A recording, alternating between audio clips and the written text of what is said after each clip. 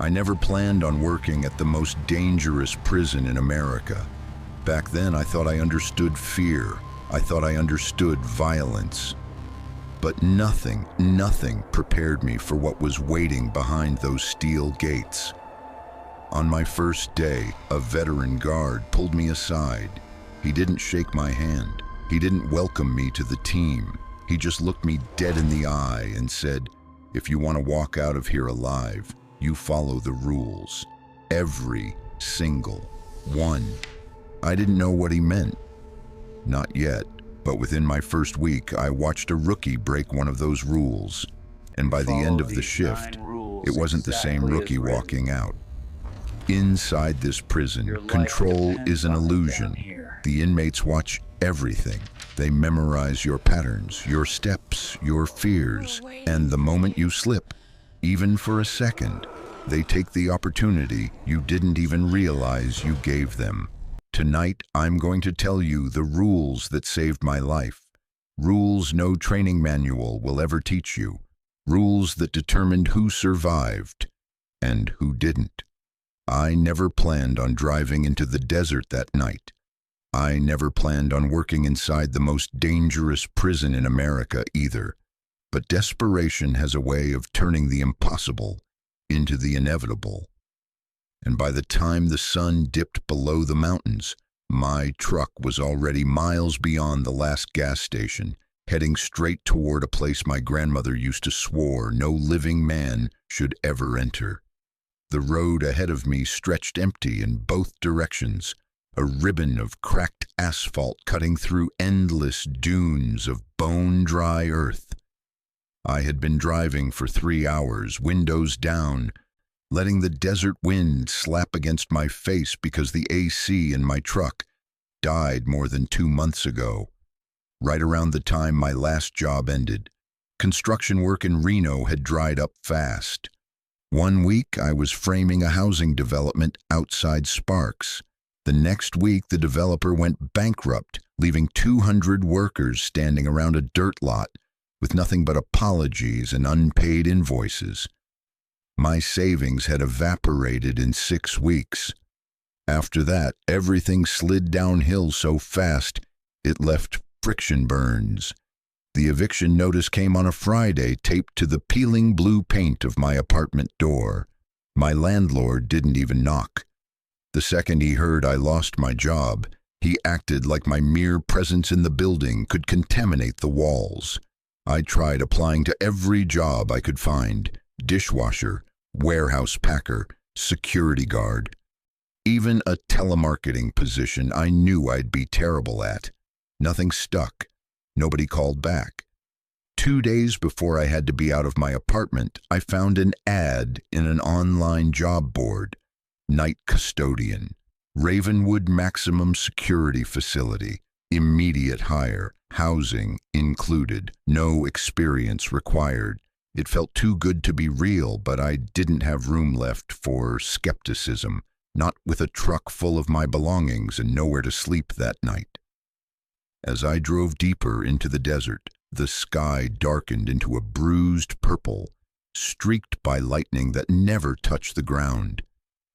My grandmother used to say storms like that weren't storms at all, just the land remembering what was done on it.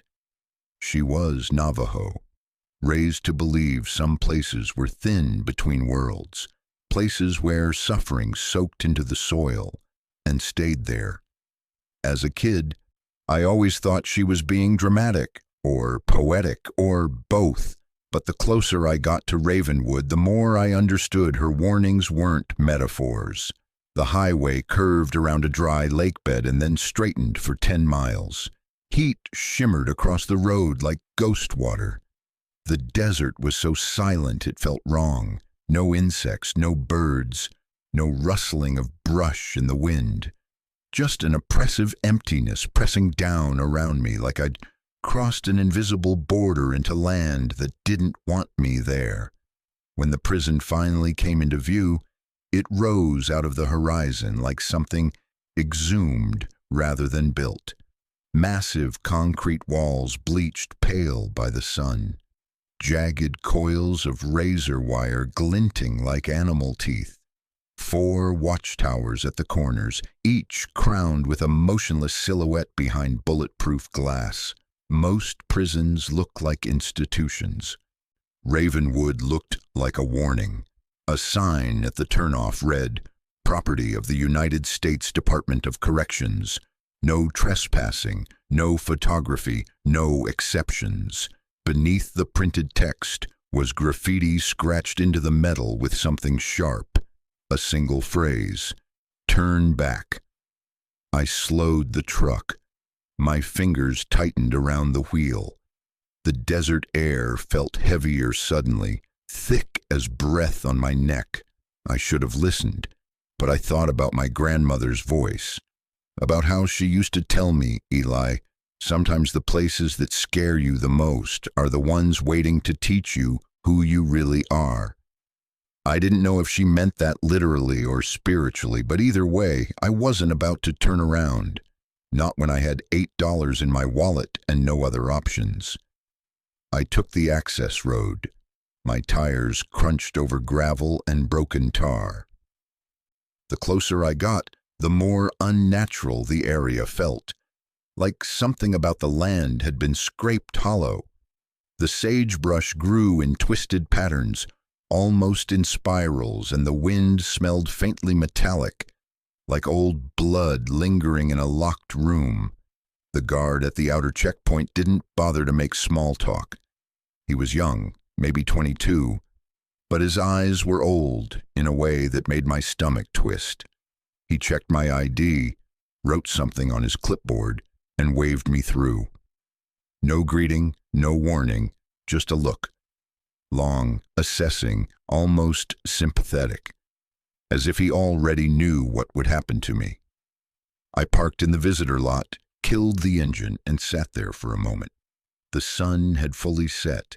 The sky was sinking into a darkness so pure it looked liquid. I exhaled hard and ran a hand over my face. My reflection in the rearview mirror looked gaunt, exhausted, and older than 32. Last chance to leave. Last chance to pretend I could still walk any path, except this one. But the truth was simple. I had nothing left to lose.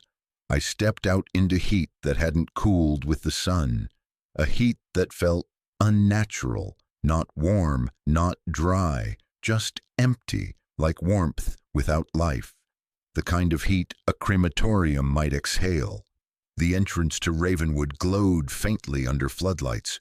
Reinforced doors, bulletproof windows, steel frames polished to a dull shine by decades of dust storms. As I walked toward the doors, my footsteps echoed louder than they should have, like the ground beneath me was amplifying my presence. Inside, security was strict but mechanical. Metal detector, ID scan, a full-body scanner that hummed softly, almost like it was whispering. A female guard escorted me through several hallways until we reached a small office with a frosted glass door.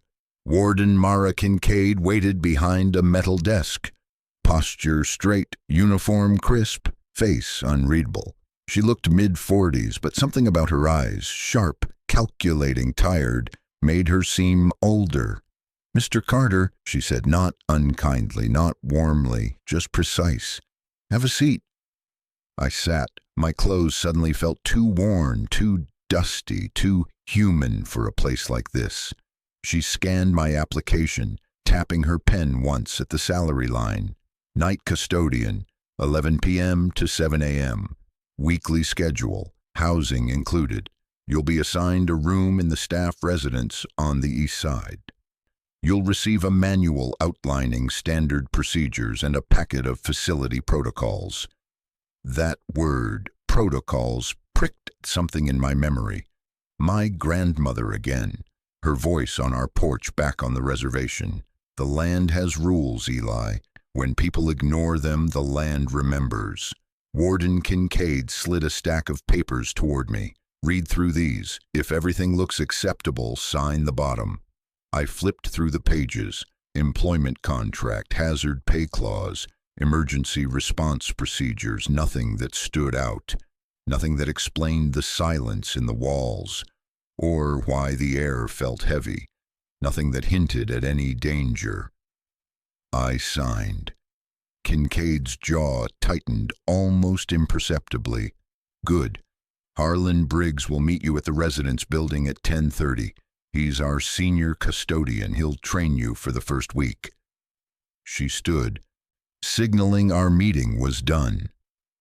I followed her to the hallway, but before I could step out, she added softly, "Mr. Carter, Ravenwood is an old facility. Parts of it may feel unsettling during night shift. If something doesn't make sense, follow procedure." She held my gaze a moment too long. Not advice, a warning. Outside, the staff residence building loomed like an abandoned dormitory. 3 stories of aging brick and barred windows. My assigned room, 2B, held a metal bed, a thin mattress, a desk, and a small dresser.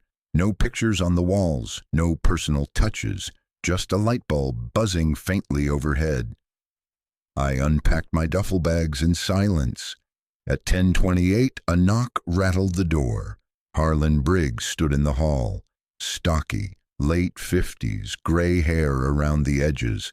A kind of weariness radiated from him, the kind that comes only from living too long, with secrets nobody else wants to hold. "You Carter?" he asked. "Elias," I said. "Harlan, grab your boots. We've got ground to cover." His tone was clipped, but not unfriendly, just resigned. We walked down to a maintenance corridor I hadn't noticed before. Pipes lined the ceiling. Concrete walls sweat faint moisture despite the dry air outside. Harlan flicked on the overhead lights. They buzzed like angry hornets. "Before we start," he said, reaching into his breast pocket, "there's something you need to see." He unfolded a piece of paper creased from years of use. 9 handwritten rules, faded ink, names written in the margins, some crossed out. "Warden gave you the official protocol packet," he said. "That one's for paperwork. This one is for staying alive." He handed it to me. Rule 1, never enter Block E after midnight. Rule 2, if a voice calls your name from an unoccupied wing, do not respond. Rule 3, if the lights flicker 3 times in a row, leave the corridor immediately. Rule 4, do not use the freight elevator between midnight and 3. Rule 5, any inmate without a wristband is not an inmate. Rule 6, if the chapel candles light on their own, do not enter. Rule 7, do not investigate noises from the basement morgue. Rule 8, hallway reflections may not match your movement. Do not check twice. Rule 9, if you feel your name being spoken inside your mind, leave the facility. I stared at the list. This a joke? Harlan didn't blink. If you want to see sunrise tomorrow, you'll treat every rule as gospel. He stepped closer. Last guy before you thought Rule 7 was bullshit. Good kid, military type, tough. Thought he heard someone calling for help in the morgue last month. Went down there, never came back up. A chill crawled up my arms. What happened to him? Only thing we found was his flashlight. I exhaled shakily. Harlan watched me carefully, studying my reaction like he'd done this dozens of times. "These rules saved me more nights than I can count," he said. "They'll save you too, if you let them." I swallowed hard. Why hasn't the prison shut down? Because the people who run this place don't believe in what we see at night. And the ones who do believe don't want the truth on any government report. He handed me a ring of keys. "Let's get your first round started." We walked through the corridor, the wheels of the cleaning cart squeaking with every turn. At first, everything seemed normal. a little old, a little eerie from the emptiness, but manageable. Then we neared Block E. The temperature dropped, not dramatically, but enough for goosebumps to ripple across my arms. The hallway lights dimmed slightly, not flickering, just settling into a lower, unnatural hum. I didn't say anything, just kept pushing the cart. But something inside the darkness of Block E shifted, a presence, a weight. That's when I heard it, a whisper so soft it barely stirred the air. Eli boy. My heart stuttered. Only one person in this world ever called me that. My grandmother, but she'd been dead for 3 years. Harlan stopped walking without looking at me. Rule 2, he said quietly. Keep moving. My throat tightened. The whisper came again, closer, more insistent. Eli boy, come here. The floor felt like it tilted under me. Harlan rested a hand on my shoulder. They learn your name fast. Don't ever answer. I nodded, but my legs felt shaky. We moved away from Block E, the whisper fading but not disappearing entirely. It lingered in the heavy air like something watching through a crack in the world. When we reached the administrative hall, I finally breathed normally again. Harlan wiped his forehead with the back of his hand. You handled that better than most, he said. Some people freeze, some respond. Don't ever respond. I asked, how long did it take you to learn all this? Harlan looked at the floor for a moment. Then he said softly, I've been here 17 years, Elias, and the truth is, I'm still learning. His words hit something deep inside me, something hollow and searching. Maybe because I knew the feeling of being trapped in a place you didn't want to be, forced to carry memories that wouldn't leave you alone. Maybe because I knew what it meant to want a second chance so badly you'd walk into hell just to earn it. But mostly, I think it was because something in this prison had already begun reaching into the thin spaces between who I was and who I feared I might become. Before Harlan left me to finish rounds alone, he paused at the hallway junction. Elias, he said quietly, Ravenwood doesn't take from you arbitrarily. It tests you first. Tonight was the test, and something in there noticed you. Be careful. I nodded, but my chest felt tight, like the walls were closing around me inch by inch. After he left, I leaned against the cart, taking slow breaths. The facility hummed with a faint, unsettled energy, like the air itself waited for the next misstep. And that was when I realized something that made my stomach sink. A voice inside my head, my own voice, whispered a question I never wanted to ask. If this is only the first night, what will the second bring? If you want to follow every night I survived inside Ravenwood and help this channel grow so I can keep telling these true stories, hit the subscribe button now. It keeps me going, and it lets me keep bringing you the next chapters of what really happened inside the most dangerous prison in America. By the time my second night at Ravenwood began, something inside me had shifted in a way I couldn't easily explain. It wasn't fear, not exactly. It was more like a quiet awareness, a sense that some part of the prison had taken notice of me the moment it whispered my childhood nickname through the darkness of Block E. I'd barely slept after the first shift, even in the staff dormitory where everything looked ordinary, cheap mattress, humming mini fridge, fluorescent ceiling light. There was a heaviness in the air, like the building itself exhaled a presence that never fully faded. I woke that afternoon drenched in sweat, not because of heat, it was cool in the room, but because I'd had a dream so vivid I could still hear echoes of it. In the dream, someone was humming an old Navajo morning song my grandmother used to sing when someone in the family passed. But the voice singing it wasn't hers. It was deeper, slower, layered, like more than one person trying to carry the same tune.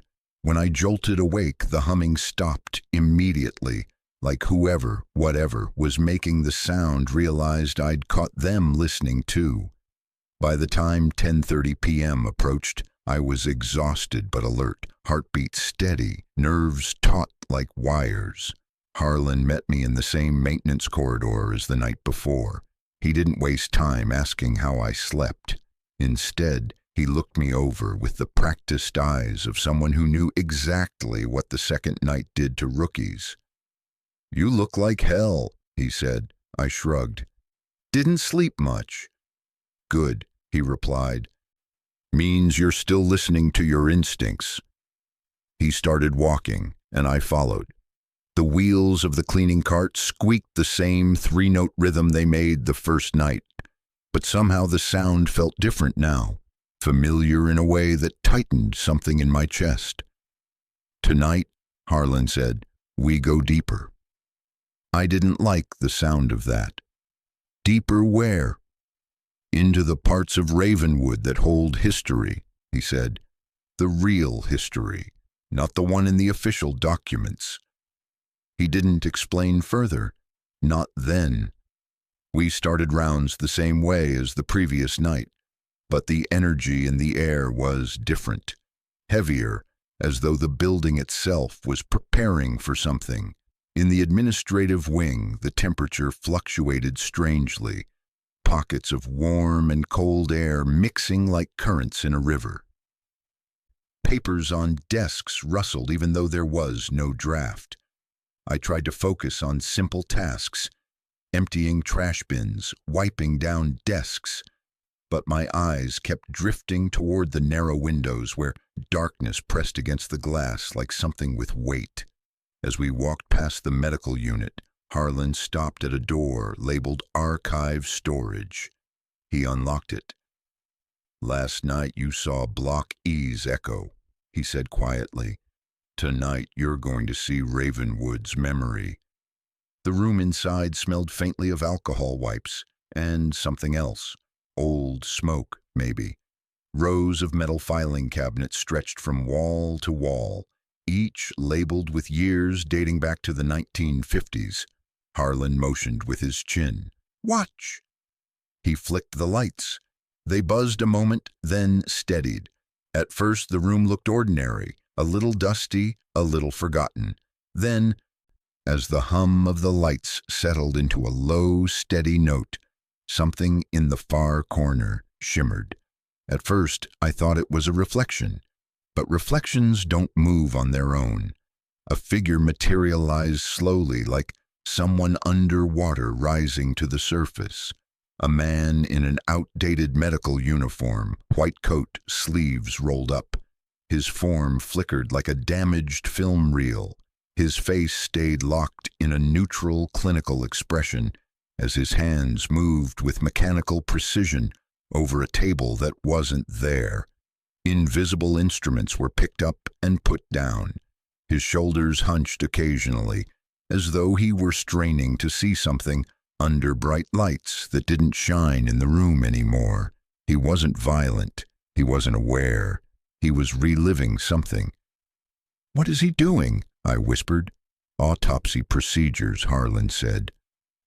"This wing used to hold post-execution evaluations, back when the prison still used the chair." I swallowed hard. "When did they stop?" "In 1998, he said. "But the echoes didn't." The figure moved faster now, repeating motions that didn't align with any visible equipment. His hands shook slightly, his lips moved, but no sound came out. "Why is he still doing this?" I asked. Harlan looked at him with an expression I didn't expect, something close to pity. "Ravenwood holds on to unfinished things," he said. "People, memories, moments. Pain leaves fingerprints on the world, Elias. Some places just show them more clearly." I thought about the whisper calling my childhood nickname, about the 3 flickers of light in the hallway, about the bone-deep cold in Block E. How many of these? I searched for a word. Echoes are there? More than I've ever seen, Harlan said, and more than anyone ever wants to admit. He closed the archive door behind us and locked it. Stay sharp, he said. Tonight isn't done. We continued into the administrative wing, where doors lined the walls like hollowed-out faces. Each office held abandoned items, half-filled coffee mugs, overturned staplers, binders with missing pages. Everything felt stuck, frozen in time, as if the people who worked there had just gotten up one day and walked away without looking back. At exactly 2:11 a.m., the phones started ringing. Not one phone, every phone in every office, simultaneously. The sound was deafening, a chorus of shrill electronic rings bouncing off the walls. Harlan stiffened beside me. Don't answer, he said firmly. I wasn't planning to. But something made me step closer to one of the office windows.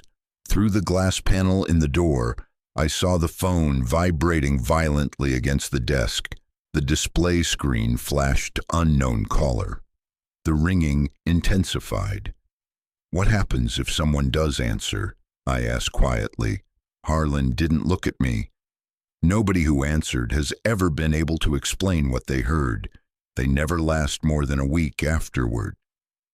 The phones rang for exactly 30 seconds and stopped abruptly, leaving a vacuum of silence that made my ears ring. That's Ravenwood, Harlan said. It remembers. We moved deeper into the wing until we reached a narrow corridor I hadn't seen before. It wasn't on the facility map. There were no windows, just a long, dimly lit stretch of concrete with a single exit sign glowing faintly at the far end. This is the part you need to see, Harlan said, stopping me with a hand on my arm. Some inmates never left their sentences behind, even after they died. What do you mean? I asked. You'll understand in about 10 seconds, he said. As he spoke, a soft scuffling echoed from the far end of the hallway. Footsteps, slow, heavy, rhythmic. I turned toward the sound. A man in an orange jumpsuit emerged from the shadows, clutching his stomach, stumbling slightly. At first, he looked alive, sweaty, sick, weak, but then my eyes dropped to his wrists. No wristband, not orange, not red, not yellow, nothing. My chest tightened. The man stopped 10 feet from me, leaning against the wall. His eyes were desperate, wide with pain. Please, he rasped. I need medical. Something's wrong. I don't know how much longer I can... He coughed, doubling over. For a moment, I forgot Rule 5. Compassion surged instinctively. What's your name? I asked. He lifted his head. Daniel Reyes, C Block. I froze. That name was familiar. Too familiar.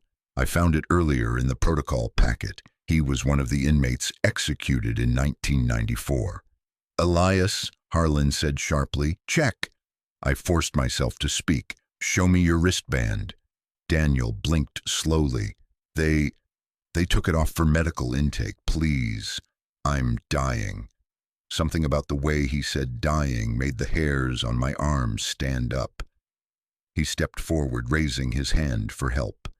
The overhead light flickered once, then brightened to an unnatural intensity, casting deep shadows under his cheekbones. His skin looked wrong, stretched thin, glossy, like heat had tightened it too quickly. Don't move, I whispered. Daniel's expression changed. His eyes darkened, the whites fading into smoky gray. His mouth twitched into something that wasn't a smile, but wasn't human either. You can't leave me here, he said slowly, voice cracking like old wires. Harlan stepped between us. Back off, he warned. Daniel dipped his head, and his neck creaked softly. Then his body shivered like a glitching image on a broken screen, and he was gone. Not vanished, Not evaporated, just suddenly no longer present, like he'd been pulled through a seam in the air. The hallway fell silent again. Harlan faced me, his expression grave. They look for sympathy. They're drawn to it. But sympathy is not the same as salvation. I nodded slowly, trying to steady my breathing. Do they know? They're dead. Harlan hesitated. Some do, some don't. Some don't care. But all of them want something from the living. The rest of the wing felt heavier after that. Every shadow held potential movement. Every open door felt like an invitation I didn't want to accept. At 3 a.m., we reached the old personnel office, where the lights flickered irregularly. Harlan checked his watch. It's almost time, he murmured. For what? You'll see. We walked into the next corridor, and that was when the lights above us flickered once, then again, then a third time. My pulse spiked. 3 flickers. Rule 3. Run? I asked. No, Harlan said. Steady pace, and do not look back. The air shifted suddenly, pressure building like the moment before a storm breaks. I felt the hair on my forearms rise. The walls seemed to contract slightly, narrowing the corridor. A deep, metallic groan rattled through the ceiling, followed by a distant banging that felt like it was coming from inside the concrete. What is that? I whispered. Ravenwood shifting, Harlan said. It always shifts around 3. We moved quickly but deliberately. The hallway behind us pulsed with a low, echoing vibration, like something enormous scraping against the foundation. Then there was a sharp crack, and the ceiling 70 feet behind us collapsed in a cascade of concrete dust and shattered plaster. My breath caught in my throat. If we had ignored the rule, even by a few seconds, we'd have been directly under the collapse. This place, I whispered, it's alive. Harlan didn't argue. We reached the end of the wing and stepped into the main junction, where everything felt stable again. The overhead lights glowed at a normal level. The air warmed slightly. The hum returned to its familiar tone, but the atmosphere was different. Not calmer, just watching. Harlan stopped and turned to face me fully for the first time that night. Now you understand, he said. The rules aren't superstition, they're survival. I nodded slowly. My pulse was still racing, but my mind was strangely clear, because now I saw it too. Ravenwood wasn't just a prison, it was a memory, a wound, a place carved open by decades of violence, loss, injustice, and forgotten souls. A place where echoes didn't fade, a place where time didn't heal anything. And deep down, I knew this was only the beginning. Night 2 wasn't nearly as dangerous as what was coming, and some part of me already sensed it. By the time my 3rd night at Ravenwood began, I felt different in ways I didn't want to admit. Not even to myself. It wasn't fear anymore, at least not in the way fear usually feels. It wasn't panic or dread or the instinct to turn and run. It was something quieter, heavier, a realization forming shape in the back of my mind, a truth I hadn't dared articulate. Ravenwood had noticed me. I didn't know what that meant, but I felt it. The moment I stepped out of my room in the staff residence building that night, the air shifted like the corridor exhaled. The lights hummed at a slightly lower pitch, like an orchestra tuning itself before a performance. Even the floor felt different beneath my boots, warmer somehow, almost pulsing with a heartbeat I couldn't identify. Harlan met me downstairs as usual, but the lines on his face looked deeper tonight, carved by years of nights like the ones I'd already endured. His eyes studied me with an unspoken question. "You slept?" he asked. "Some," I answered. "Dreams?" I hesitated. My dreams had been sharper, more vivid. I kept seeing the archive doctor from the previous night, repeating his motions over and over, until blood pooled on the floor around him and covered the entire room. Except I wasn't just watching. I was standing next to him, trying to hand him instruments he couldn't see. Each time I reached for something, the equipment dissolved like dust. But I didn't want to tell Harlan that. Didn't want him thinking the echoes were reaching deeper than they should. Just strange ones, I said. He studied me another moment, then nodded. Ravenwood bleeds into sleep. The thin places don't turn off just because the lights do. We made our way down the corridor. The air tonight carried a faint smell I hadn't noticed before. Not blood, not mold. Something familiar, sage. The kind my grandmother used to burn during cleansing rituals. The kind she said made wandering spirits pause and reconsider their path. I didn't know why Ravenwood would smell like sage, but it eased something in me, even if just for a second. It didn't last. We hadn't reached the main junction before Harlan paused abruptly and touched my arm. "She's coming," he whispered. "Who?" But before he answered, the faint click of heels echoed from around the corner. Slow, measured, confident. Warden Mara Kincaid stepped into view. I'd seen her twice before, but something about her looked different tonight, her posture too stiff, her expression too controlled. She carried herself like she was holding something heavy behind her back, something she didn't want anyone to see. "Mr. Briggs," she said, her voice smooth but clipped. "And Mr. Carter." "Warden," Harlan said with a stiff nod. She turned to me. "I need to accompany your shift tonight." Harlan blinked. It was the closest thing to surprise I had ever seen in him. "With respect, ma'am," he said, "this isn't protocol." "Neither is what happened last night in administrative," she replied sharply.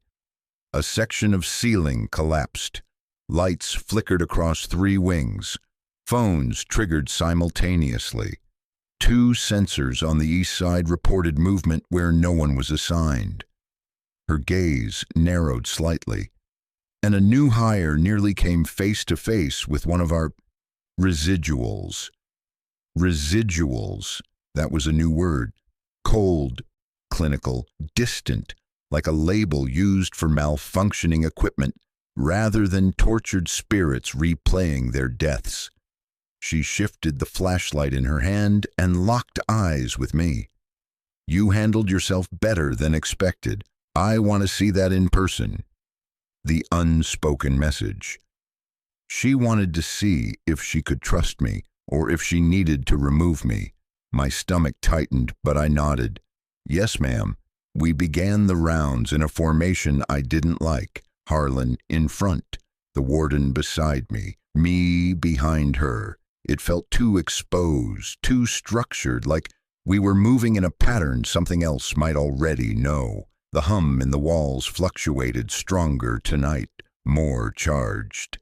"This is unusual," I whispered. "For you," she said, "not for Ravenwood." She wasn't wrong. When we passed the chapel hallway, I felt it immediately. The shift in temperature, the faint vibration in the concrete. The hallway lights dimmed as if something pressed against them from below. Warden Kincaid's steps slowed. "Not here," Harlan muttered under his breath. "Not tonight." But she didn't listen. She stopped in front of the chapel door. The small security window glowed faintly from within. The candles were lit. Again. Every hair on my arms rose. "I thought we weren't supposed to go in," I whispered. "You're not," she said. "I am." Harlan tensed. "Warden, I need to confirm something. Both of you stay here." But she'd barely reached for the handle before a sound drifted through the door. Soft at first, then stronger. Humming. A low, multi-voiced choir carrying a melody I recognized instantly. My grandmother's morning song. My chest tightened painfully. The notes were perfect, synchronized, hauntingly familiar in a way that felt personal and impossible. My grandmother had only sung that song for family members who'd passed, to help guide their spirits through the next world. Why the hell would it be here? Warden Kincaid froze. That's new. Harlan stepped back. We need to leave. Now. But the door handle rotated on its own. A slow, deliberate turn. The door began to open. A flood of warm candlelight spilled into the hallway, and in the center of the doorway stood a shadow. Not a figure, just the suggestion of one. A tall, sloping silhouette that flickered with the candles behind it.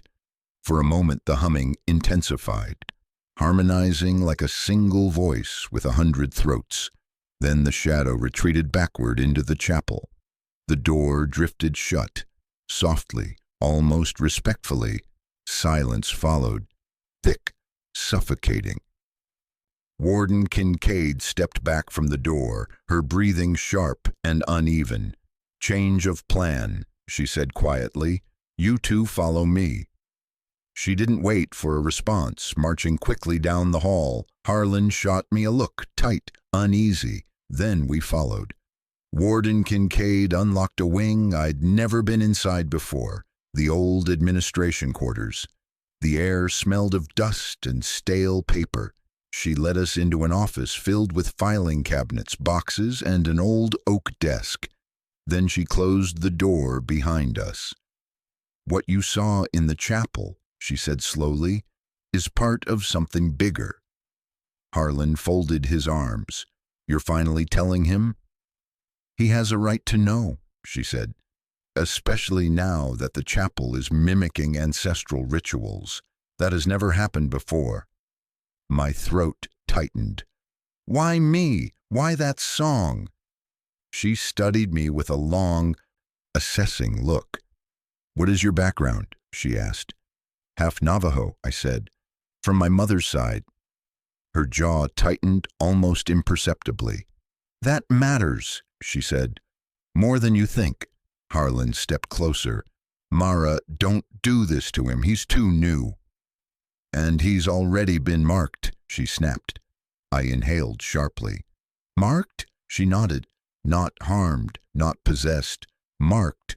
Ravenwood has taken interest in you, Elias, and it doesn't choose people lightly. Her words crawled under my skin like ice. Why? I asked. Because this prison sits on fractured ground, she said. On land scarred long before concrete was poured here, long before your grandmother was born. Ravenwood is a convergence point, where the living world and the world of those who were wronged overlap. And it chooses people? I asked. It listens, she said. And those who can hear it, it hears back. I felt dizzy. Harlan moved toward me. Don't let her scare you. Interest doesn't mean danger. It means you're sensitive to what this place holds. Warden Kincaid shook her head. No, it means he's connected, spiritually, culturally, historically. The ancestors buried under this land don't differentiate between the dead executed here and the dead stolen from sacred ground. My breath caught. You're saying the spirits know who I am? I'm saying the land knows, she said. A beat of silence. Then she continued. You need to understand something, Elias. My father worked here. He was an officer in the '82 riot. Harlan stiffened. He didn't take his eyes off her. He didn't die from inmate violence, she continued. Not officially, but I've seen the footage. The inmates never touched him. He was alone in a hallway just like the one outside the chapel. I swallowed. Then what killed him? She leaned in closer. The same thing that lit those candles tonight. My pulse thundered in my ears. She opened a drawer and pulled out old, worn folders, documents yellowed with time, photographs of scenes no living person should have had to take. But it wasn't the bodies or the blood that hit me hardest. It was the faces. Most of them weren't looking at their attackers. They were looking at something else, something just outside the frame. And their expressions weren't terrified. They were confused, like they were witnessing something they didn't understand. "My father spent 6 minutes talking to something in that hallway," she said softly. 6 minutes of security footage shows him speaking aloud. No sound. No response. Then his body drops, like the floor was yanked out from under him. She tapped the folder. "Every rule you've been given was written in blood, every one of them born from a loss." I sat heavily on the edge of the desk, trying to breathe past the weight of what she was saying. "What does all of this mean for me?" "It means," she said, "that whatever woke up in the chapel tonight recognized you. It sang to you, and that is new." Harlan cursed quietly under his breath. Warden Kincaid straightened, regaining her composure.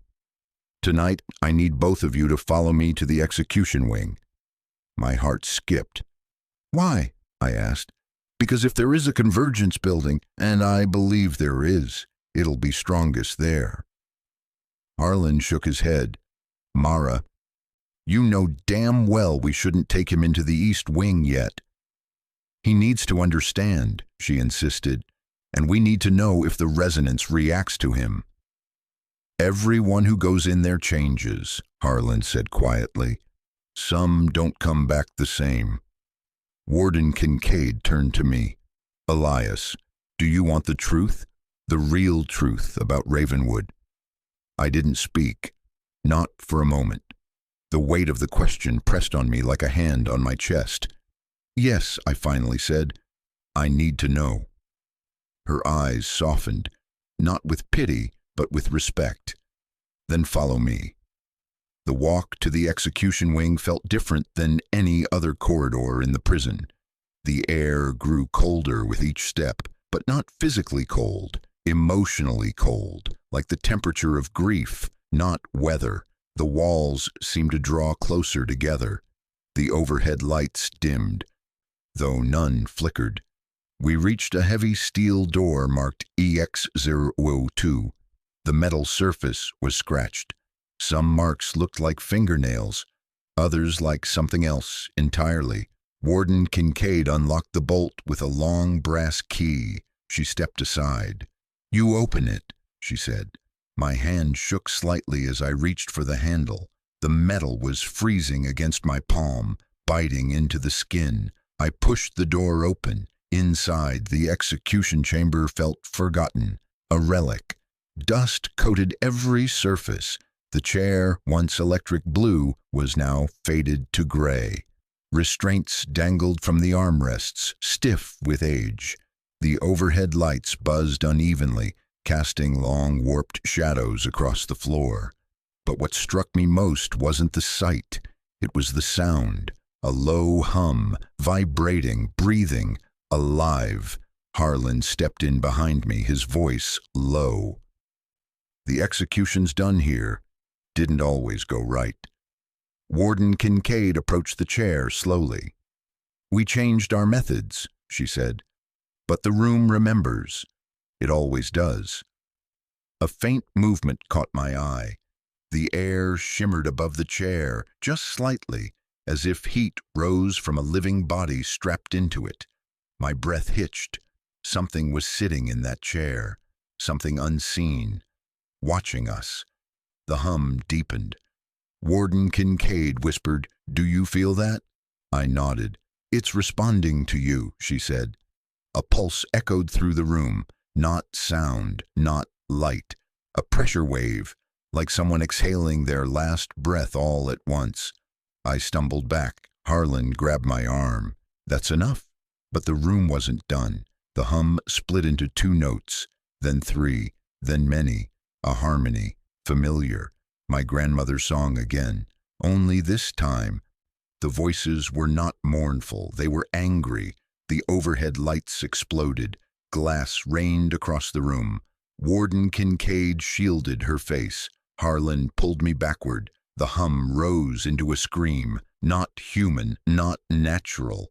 A tearing, rising wail made of grief and metal and memory. And then silence. A deep, swallowing silence. The room stilled. The air calmed. The hum faded. Warden Kincaid breathed hard, her hands trembling. "That," she whispered, "shouldn't be possible." Harlan stared at me. "Elias," he said softly, "Ravenwood saw you, really saw you." I felt it too. Something in this prison had reached out, chosen me, not to haunt, but to speak. And nothing in my life, not poverty, not loss, not the years spent drifting between jobs, had prepared me for the realization settling in my bones now. This place wanted something from me. And I didn't know if giving it would save me or destroy me. By the time the fourth night came, something in Ravenwood had shifted. Not just the facility, me. It was as if every moment I'd survived inside these walls had changed the way I carried myself, the way I listened, the way I breathed. It wasn't fear anymore. It wasn't even courage. It felt like standing at the edge of a storm that finally recognized your name. I didn't tell Harlan or Warden Kincaid this, but I woke that afternoon already expecting something to come for me. Not in a violent way, not in the way ghosts or echoes had before, but in the way someone might knock gently on your door before asking you to step outside. I felt it in the stillness of the air, in the way shadows seemed longer even at midday. Something was building, something Ravenwood had waited years, maybe decades, to reveal. When I took the stairs down to the maintenance corridor at 10:30 p.m., I found Harlan pacing. That alone set my nerves on edge. His usual calm was nowhere in sight. "You're late," he said. "It's 10:29, I replied. "That's late tonight." "What's going on?" He didn't answer directly. Instead, he grabbed the keys off the wall with a sharp jingle and thrust them into my hand. Something stirring. It started around sunset. Cameras flickered across 3 wings. Lights dimmed near the chapel again. And the east gate. Every sensor reported pressure changes, like wind hitting the wall. "But there was no wind," I said. He nodded grimly. "Not a breeze." My stomach tightened. "Where's the warden?" Harlan exhaled sharply, rubbing his forehead. "She left early. Told me she was going to review old personnel files." "That doesn't sound unusual," I said. "It is when she leaves her radio behind." He jerked his chin toward her empty desk. The radio sat perfectly still, its status light blinking a soft, steady green. "She never goes anywhere without it." That was the moment something electric snapped inside the prison. The lights overhead flickered, not rapid flashes, not chaotic stuttering, but slow and heavy, like someone was dimming a switch manually. Once, twice. Then the hallway plunged into darkness for a full second before the bulbs reignited at half strength. Not 3 flickers. Not the pattern Rule 3 warned about. Something new, something Ravenwood hadn't done before. I felt it immediately, a cold vibration in my bones, like the building was humming inside my marrow. "What is that?" I whispered. Harlan shook his head. "I don't know. This isn't one of the rules." A chill crawled down my spine. The rules were supposed to be protections, boundary markers, warnings earned through tragedy. If Ravenwood was doing something outside that pattern, then the boundary itself was shifting. "Stay close," Harlan said. "Tonight we don't split up." We pushed the cleaning cart down the corridor. The wheels squeaked their familiar rhythm. 2 short squeaks, then a pause. But even that changed tonight. The echo didn't match the sound. The squeaks bounced out of sync, delayed like they were coming from another hallway entirely. "Don't focus on reflections," Harlan muttered. "Don't focus on echoes, they'll pull you in." We turned the corner, heading toward the administrative wing, when a gust of cold air blasted through the junction, strong enough to extinguish the exit sign above us. I stumbled back, shivering instantly. "Jesus," I muttered. "What was that?" Harlan's face went pale. "Pressure shift? A big one." "From what?" He licked his lips, swallowing. "A thin place opening." The words sent a jolt through me. Thin place. My grandmother's voice echoed behind the memory. "Where the land remembers, Eli. Where it grows thin enough for the dead to breathe through." Before I could respond, the hallway lights began a slow pulse, brightening, dimming, brightening, dimming, in a rhythm like a heartbeat, but too slow to be human. Every pulse brought a new sensation. First, the cold, then the dryness, then a metallic tang in the air, then a faint whispering, not words, just the suggestion of voices. I grabbed the radio, clipped to my belt. "Warden Kincaid, this is Carter. Do you copy?" Static, then something breathing, then silence, again. "Try hers," I told Harlan. He shook his head. "She didn't take it." But I wasn't ready to accept that. I snatched the warden's radio from her desk, turning the dial. "Kincaid, if you're anywhere in Ravenwood, respond." Static again, then a faint, muffled clicking, like fingernails tapping glass. Harlan pulled the radio gently out of my hands. "Stop. You don't want to listen to what's trying to answer you." He was right. I knew he was right, but worry gnawed at my chest like an animal clawing its way out. "She's in trouble," I said. "Maybe," he said, "but not the kind we can help with." My fists clenched. "I'm not leaving her alone." "Elias, no." His eyes met mine. Something old and tired deep in his stare. "You remind me of the good ones," he said quietly. "The ones who cared. The ones who tried to help people in this place. Every one of them broke Rule 7 at some point." "I'm not breaking a rule," I said softly. "I'm going after someone who's alive." He sighed, but didn't argue again. "Fine, but we'd do it together." We began searching wings we'd normally clean last. The further we moved, the more distorted the facility became. The walls looked subtly warped, not enough to notice at first glance, but enough to make my balance shift, like I was standing on a slight incline. The air tasted thicker, each breath like inhaling dust. Somewhere near the medical unit, the humming grew louder, just a faint, low-throated vibration at first, like the sound a power transformer makes. Except this hum carried emotion, weight, intention.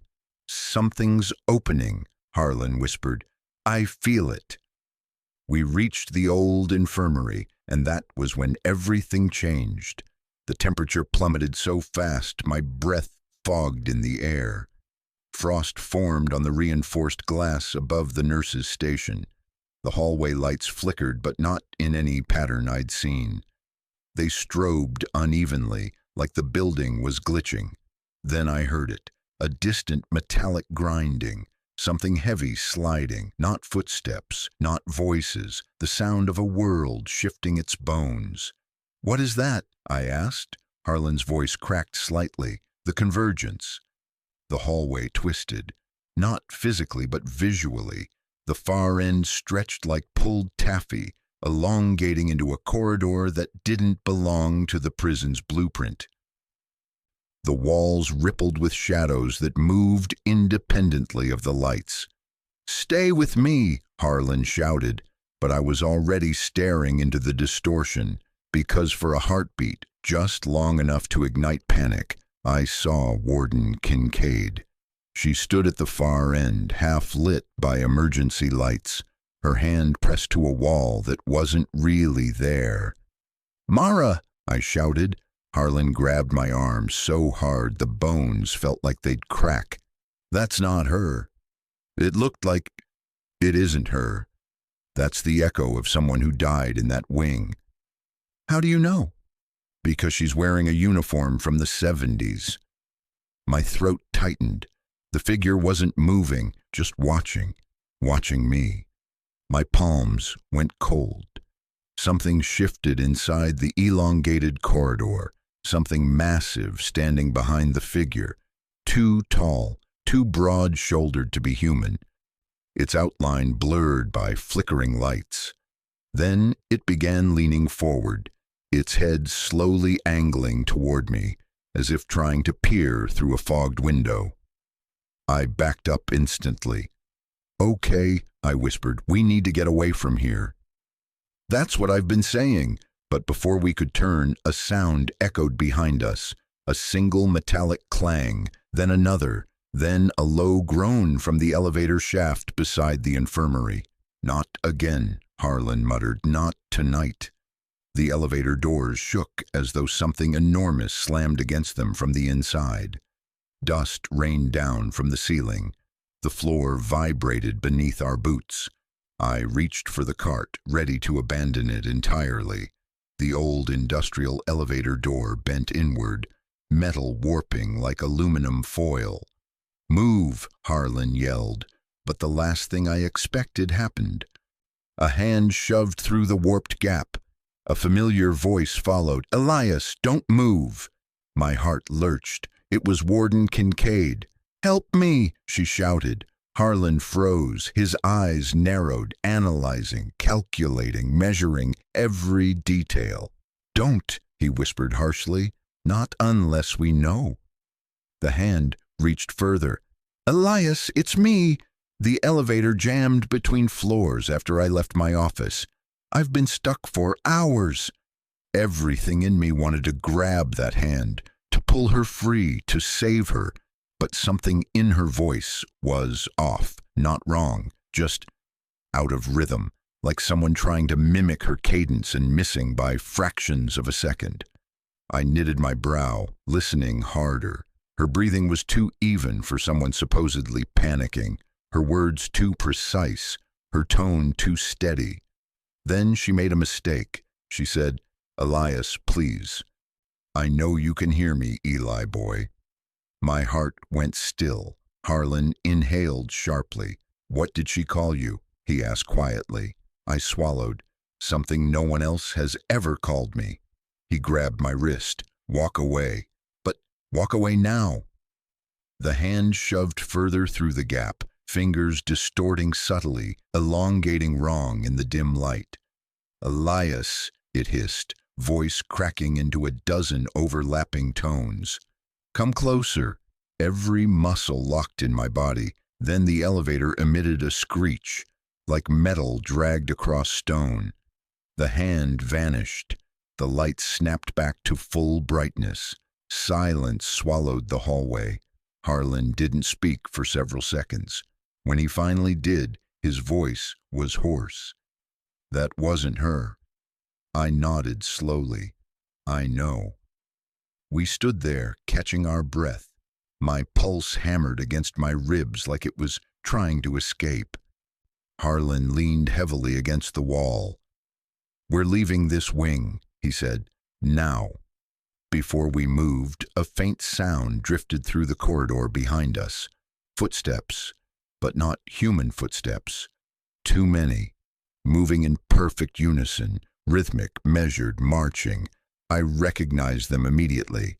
The phantom formation from Night 1. "They're coming," I whispered. "No," Harlan said. "They're not coming. They're already here."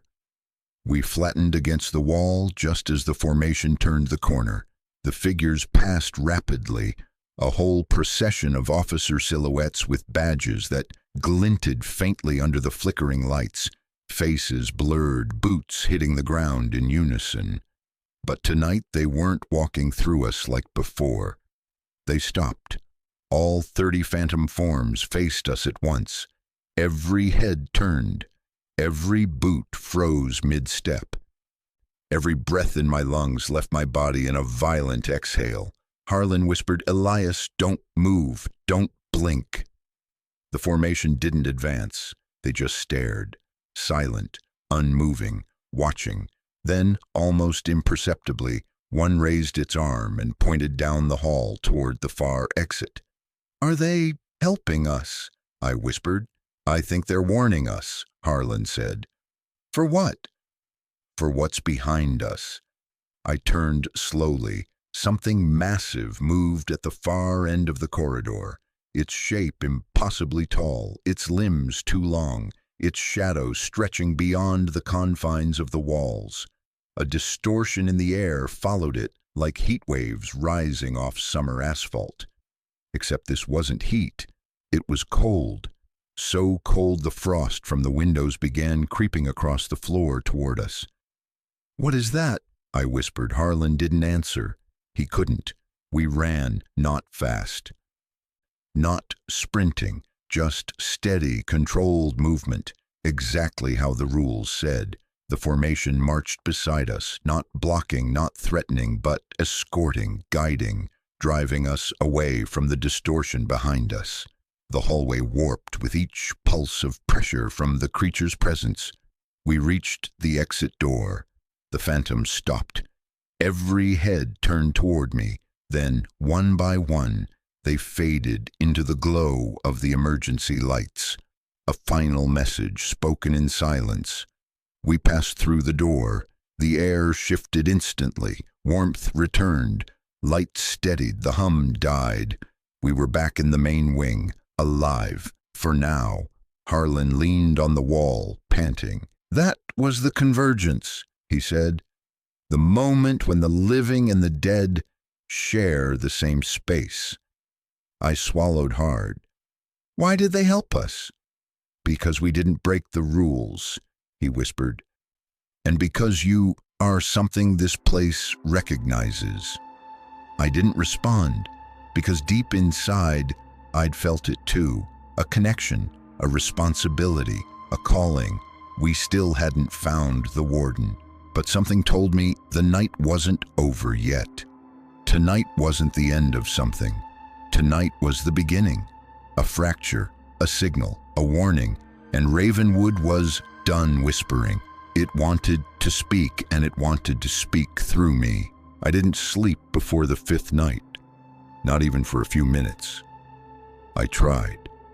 I even shut off the overhead light, stretched out on the stiff mattress, and closed my eyes.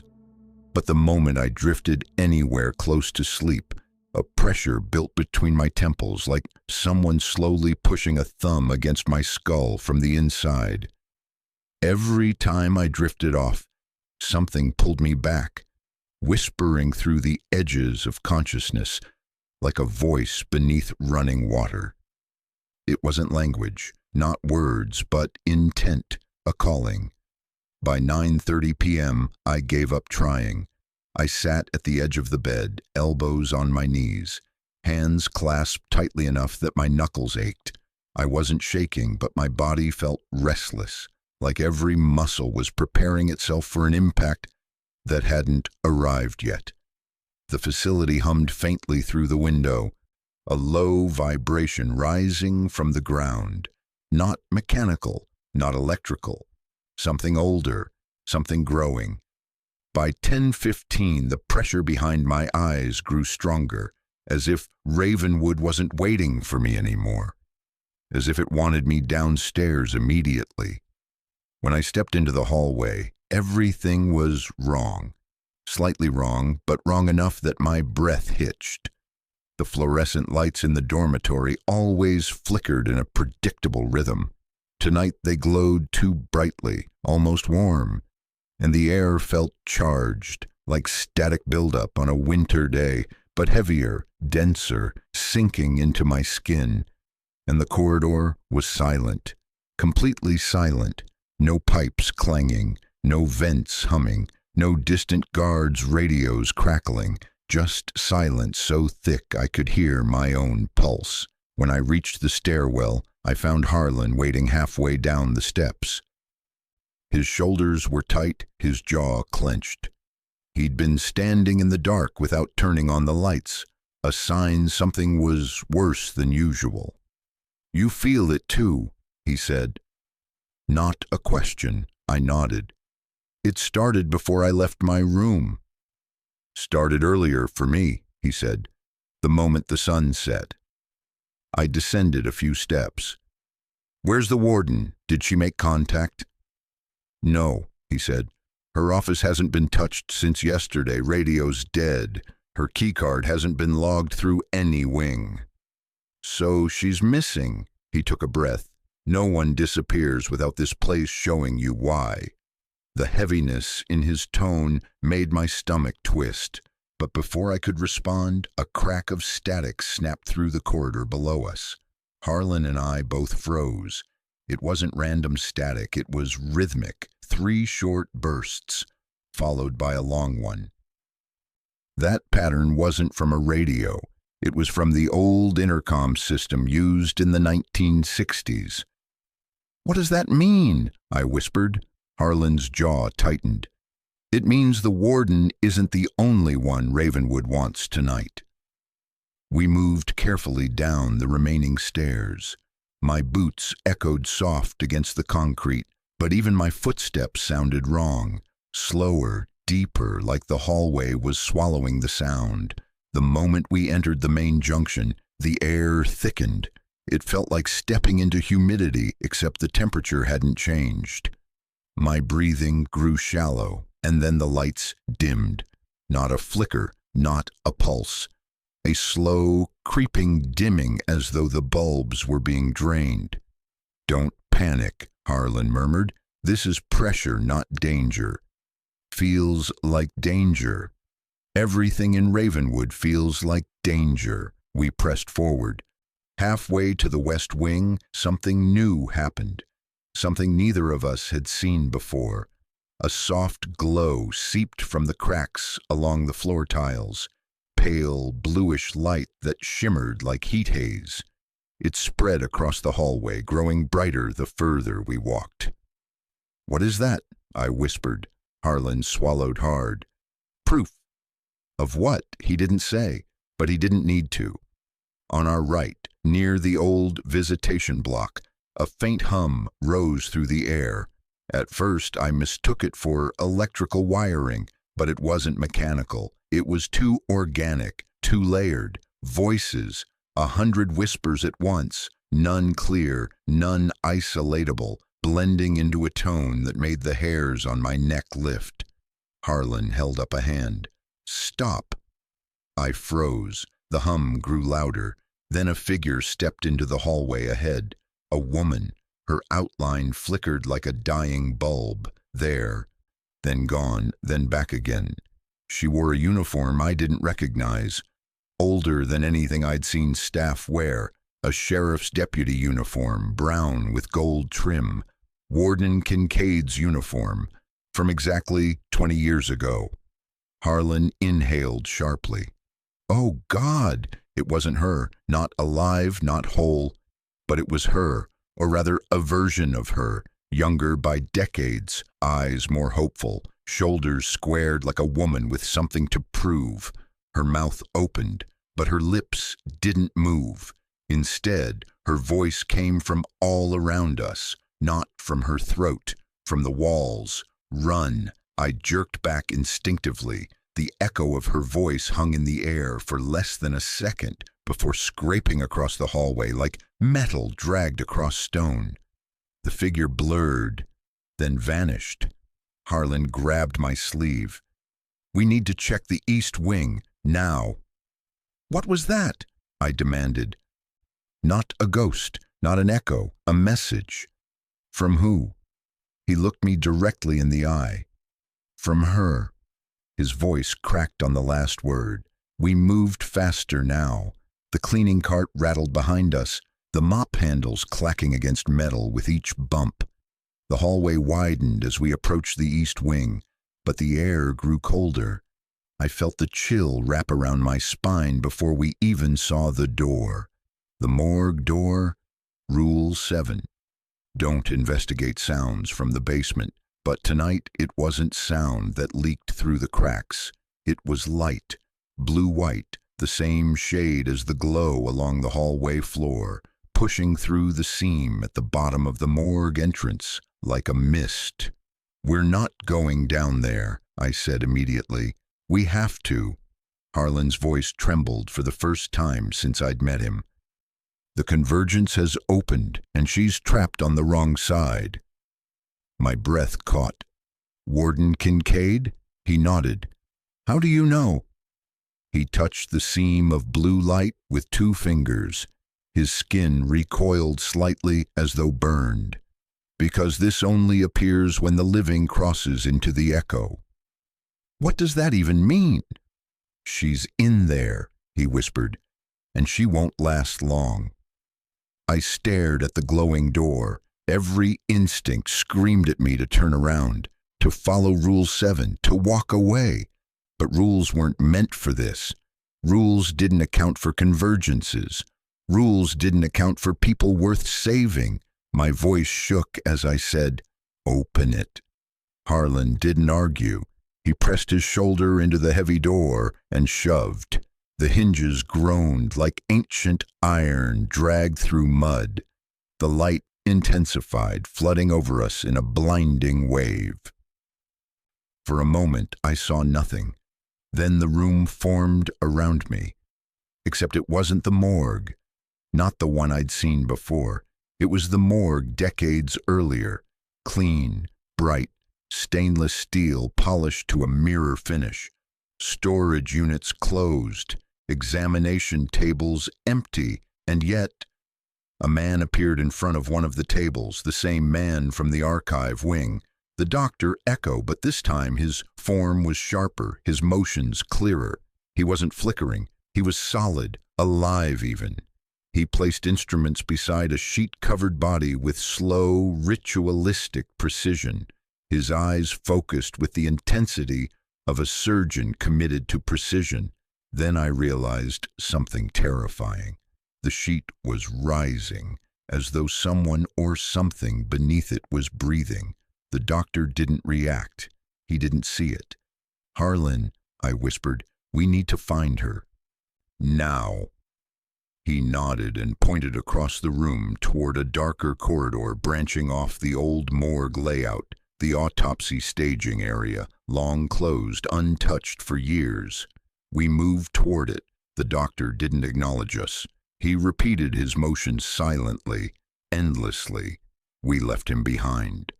The corridor ahead twisted sharply to the right, narrow and darker than the room before. As we rounded the corner, the temperature dropped even further. Frost crept across the floor. A distant metallic sound echoed faintly. Then a voice, a real one. "Here, over here." It was her, Warden Kincaid. Pain shot through my chest. "Mara," Harlan called. She stood 50 feet ahead, half shrouded in shadow, one hand gripping the wall to steady herself. Her hair was disheveled, her uniform torn at the shoulder. Her eyes were wide, wild. When she saw us, her breath hitched. "You shouldn't be here," she whispered hoarsely. "We came for you," I said. Her voice trembled, an emotion I'd never heard from her before. "You don't understand. This isn't the morgue anymore." The walls around her shuddered, not violently, but like they were breathing, expanding, contracting, alive. Harlan stepped beside me. "How did you get stuck on this side?" She shook her head. "The convergence pulled me in when the lights failed in my office. I tried to radio out, but it only answered with..." She choked on her breath. "With what?" I asked. She didn't answer.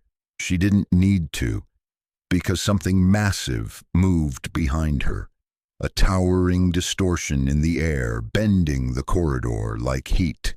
A shape with no defined edges, only the impression of limbs, and a face that stretched too long to be human. It leaned toward her. Mara stumbled back. "Move!" Harlan yelled.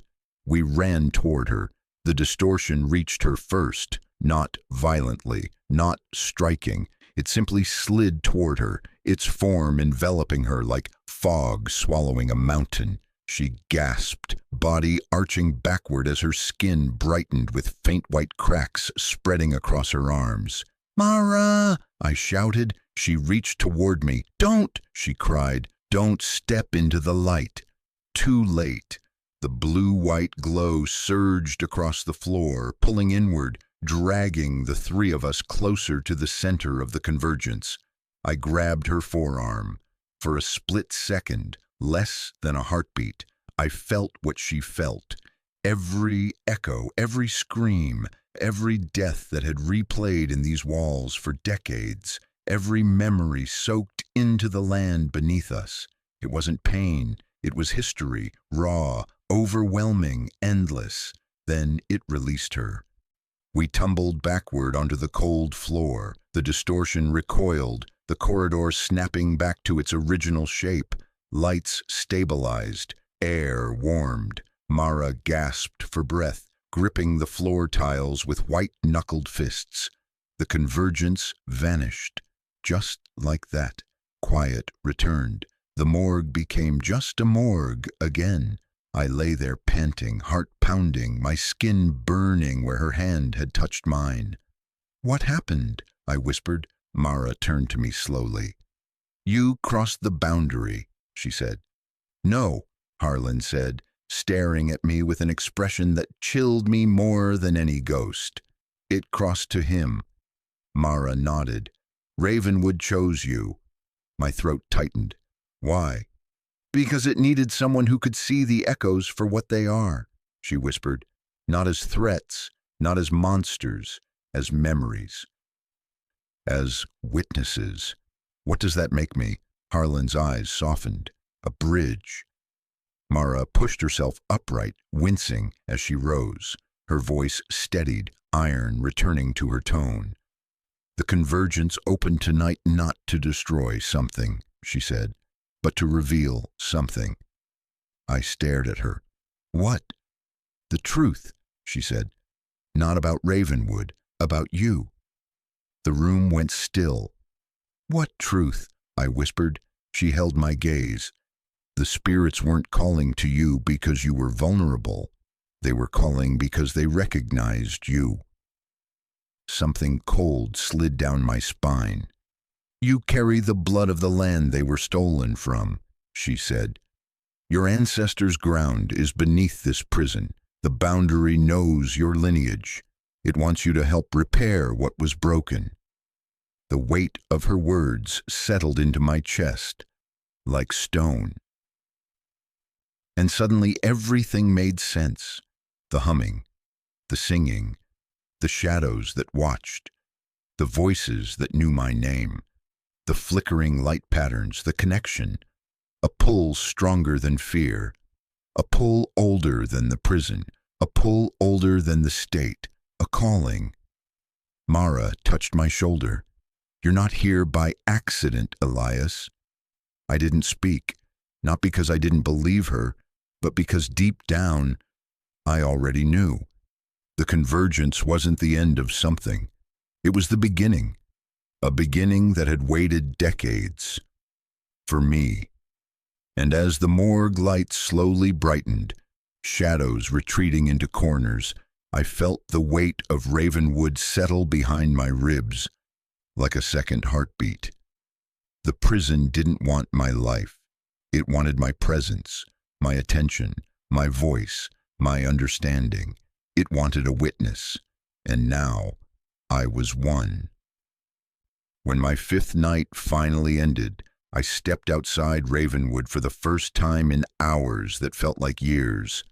The sky was turning the color of old copper, the sun still hidden behind the horizon, but its light slowly creeping across the desert field. The world looked almost too calm, too ordinary, after everything I had seen. It felt wrong in the way waking up from a nightmare feels wrong. Not because the dream was terrifying, but because some part of you knows the nightmare didn't end when your eyes opened. I stood in the cold morning air, breathing hard, every nerve still buzzing from what happened inside those walls. Behind me, Ravenwood loomed, silent now, but I could feel it, watching, waiting, not hungry, not cruel, just aware, alive in its own way. Harlan stood next to me, hands on his hips, staring out at the rising sun like it was the first real light he'd seen in a decade. "You made it," he said quietly. I didn't answer for a long time. My body felt heavy, but my chest felt open in a way I had never experienced before. Like something had been unlocked inside me, something I didn't even know existed. Finally, I said, "I'm not the same." "No one is," he replied. "Not after Ravenwood decides to show you what it really is." He walked back inside, leaving me standing at the edge of the concrete walkway, the desert stretching endlessly beyond the fence. I thought about the echoes, the way they'd moved, the way they'd watched. I thought about the humming, the songs, the shadows, the way the walls breathed like the prison itself was caught between remembering and trying to forget. Then I thought about my grandmother. I could almost hear her voice on the wind, soft, warm, full of that ancient knowing that always made me feel both safe and small. She used to tell me the land keeps its own stories, that wounds in the earth last longer than wounds in the body. I never believed her, not until now. My voice cracked when I whispered, "You were right," because Ravenwood wasn't a haunted prison. It was a memory trying to be heard, a boundary trying to be honored, a wound trying to heal. And for reasons I still don't fully understand, it wanted me to witness it, to carry it, to speak for the dead who had been denied peace, and the land that had been denied dignity. When I looked at my own hands, they were trembling, not with fear, but with something like purpose, like weight, like responsibility. Some people leave nightmares behind. They walk away, shake them off, pretend the darkness never touched them. But some nightmares don't let go. Some nightmares are invitations, and I understood something in that moment, a truth that felt ancient, inevitable, and deeply human. You don't choose the places that call you, but you choose what you do with the calling.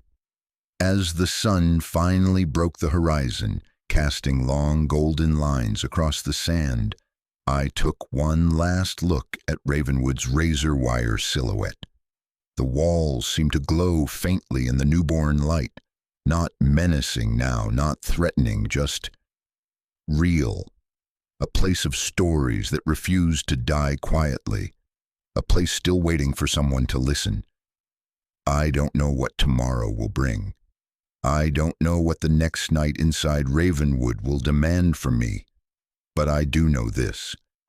Some boundaries shouldn't be crossed. Some histories demand to be carried. And some truths change you forever, whether you asked for them or not. Ravenwood didn't break me, it awakened me.